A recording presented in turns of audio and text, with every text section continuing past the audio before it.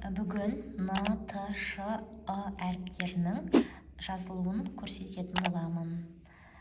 Бірінші Н әріпін саламыз.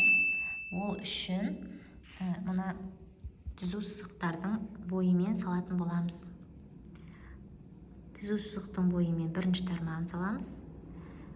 Ортасын салып, екінші тармағын салып, қолын созамыз. Екі клетка тастап кетіп, тағы да салып, қолын созамыз.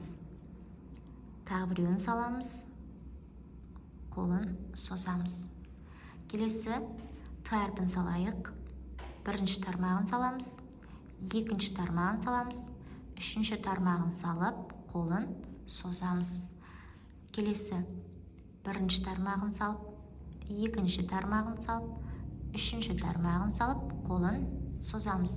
Міндетті түрде мына қолдарын, тармақтарын созып отырамыз. Екі клетка тастап, түзу сызықтың бойымен тармақтарын салып, қолын созамыз. Келесі Ш әрпін салайық.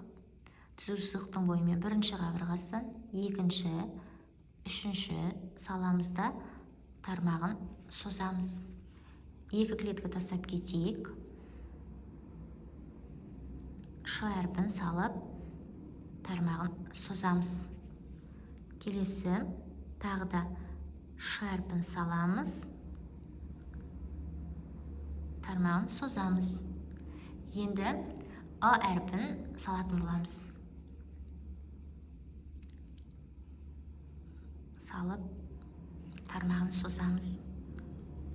А әрпін саламыз, тармағын созамыз. Екі клетка тастап, А әрпін салып, тармағын созамыз.